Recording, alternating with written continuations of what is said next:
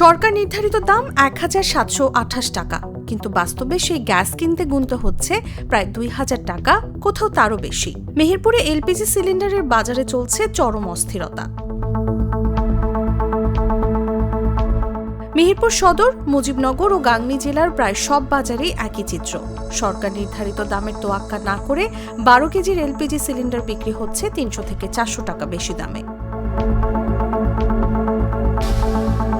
বাজার ঘুরে দেখা যায় অধিকাংশ দোকানে নেই কোনো মূল্য তালিকা।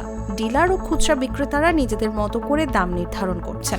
অনেক জায়গায় প্রয়োজনের অতিরিক্ত সিলিন্ডার মজুত রেখে কৃত্রিম সংকট তৈরির অভিযোগও তুলছেন ভোক্তারা। হঠাৎ করে আমরা এই যে আমরা শুনেছি সরকার নির্ধারিত মূল্য ১৭২৮ টাকা গ্যাস সিলিন্ডার, সেইখানে আমরা প্রান্তিক পর্যায়ে আমরা যখন কিনতে যাচ্ছি তখন এটা ২,০৫০ টাকা পর্যন্ত কেনা লাগছে। এটা আমরা আর্থিকভাবে অত্যন্ত ক্ষতির সম্মুখীন। গ্যাস কিনতে গেলে আমাদের খুব কষ্ট হয়েছে। এত টাকা দিয়ে গ্যাস আমরা কিনে চলতে পারবো না, আমাদের গ্যাসের দাম কম দেন। শুধু দাম বেশি নয়, নিরাপত্তা ঝুঁকিও রয়েছে। খোলা জায়গায় তীব্র রোদের মধ্যে গ্যাস সিলিন্ডার মজুত করে রাখার দৃশ্যও মিলেছে বিভিন্ন বাজারে। হোটেল বাজার, কোর্ট বাজার, বড় বাজার সহ জেলার বিভিন্ন এলাকায় ছোট মুদি দোকানেও অবাধে বিক্রি হচ্ছে গ্যাস সিলিন্ডার। ক্রেতাদের অভিযোগ, প্রশাসনের নজরদারি না থাকায় অসাধু ব্যবসায়ীরা বেপরোয়া হয়ে উঠেছে।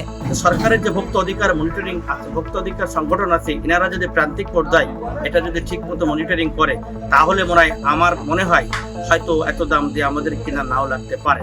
তবে খুচরা বিক্রেতাদের দাবি, ডিলাররাই বেশি দামে গ্যাস সরবরাহ করছেন। অনেক ক্ষেত্রে কোনো রসিদও দেওয়া হয় না। সরকারি যে রেট, ওই রেটে হচ্ছে গ্যাস পাচ্ছি না।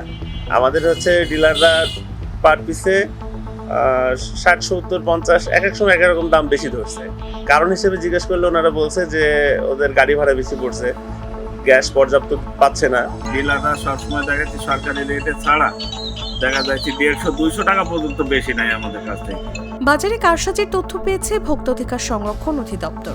সুনির্দিষ্ট অভিযোগ পেলে নেওয়া হবে আইনগত ব্যবস্থা, জানালেন সংশ্লিষ্ট কর্মকর্তা। সরকার এটা না বিক্রি করলে এটা জেলা প্রশাসন বা ভোক্তা অধিকার যারা আইন এই বিষয়টা দেখে তারা তো এটা মনিটরিং করবে, এবং এটা যদি সরকার নির্ধারিত দামের থেকে বেশি দামে বিক্রি হয় তাহলে অবশ্যই এটা দণ্ডনীয় অপরাধ। এর জন্য আমরা অভিযান করি এবং তাদেরকে জরিমানা করি। তবে ভোক্তাদের দাবি, শুধু অভিযান নয়, দরকার নিয়মিত মনিটরিং ও কঠোর শাস্তি। না হলে এলপিজির এই নৈরাজ্য থেকে মুক্তি মিলবে না।